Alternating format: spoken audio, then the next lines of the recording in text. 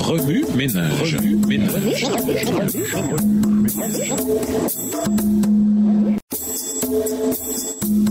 Remue ménage.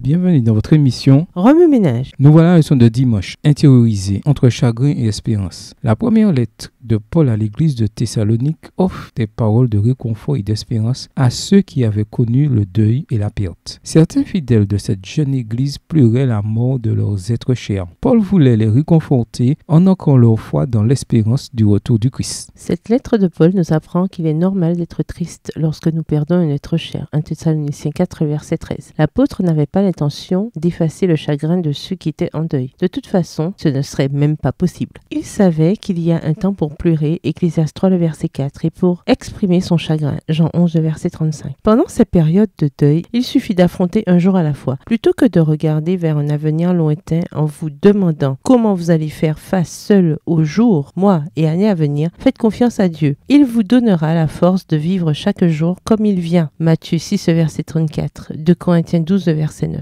Au fur et à mesure de votre guérison, recommencez à remplir votre vie d'activités intéressantes, même si vous ne les appréciez pas particulièrement dans l'immédiat. La reprise de vos passe-temps ainsi que des responsabilités et obligations de la vie quotidienne peuvent vous aider à guérir et à retrouver un but et du plaisir à vivre. Même dans la douleur, ne perdons pas espoir. Dans les moments de grande perte, nous pouvons retrouver l'espoir en nous rappelant que Jésus est mort lui aussi. Mais il n'est pas resté dans la tombe. La bonne nouvelle de l'évangile, c'est que Jésus est vivant et que par sa mort et sa résurrection, nous avons la vie éternelle. Sa résurrection nous assure que lorsqu'il reviendra, nous serons effectivement réunis avec nos proches. 1 Thessaloniciens 4, verset 17. Cette vie n'est pas la fin de l'histoire. Notre perte n'est pas définitive. Celui qui a déjà brisé les chaînes de la mort le fera à nouveau pour tous ceux qui se sont endormis en lui. Dieu a donné ce message pour réconforter chaque croyant. Verset 18. Parfois, lorsque nous conduisons quelqu'un à son dernier repos, nous nous demandons s'il était prêt à partir. Mais nous pouvons toujours confier à Dieu la destinée de chaque personne, sachant que notre Sauveur aimant est un bon berger pour toutes ses brebis. Jean 10, verset 11. Il fera ce qui est juste et le mieux dans chaque cas.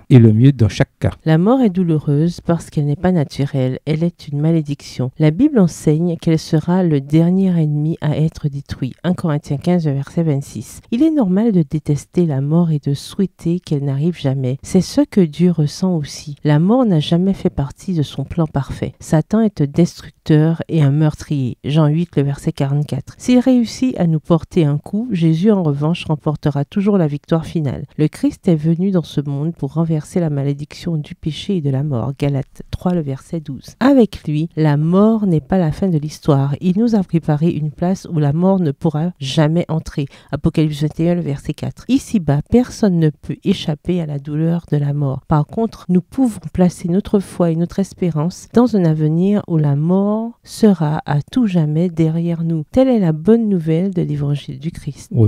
Revenez à votre texte écrit et étudiez le passage. Encerclez les mots ou expressions où il dit répéter. Soulignez les mots et expressions qui sont importants et qui signifient quelque chose pour vous. Reliez par une flèche les mots ou expressions aux autres mots, expressions associées au connexe. Quels éclairages particuliers vos notes semblent-elles indiquer dans l'ensemble? Mémorisez votre verset préféré tiré de 1 Thessaloniciens 4. Écrivez-le plusieurs fois pour vous le rappeler plus facilement. Que peut-on faire pour réconforter une personne qui a perdu un être cher? Comment est-il possible d'être à la fois triste et rempli d'espérance? Une contradiction apparente. Au revoir. Et à demain si Dieu veut.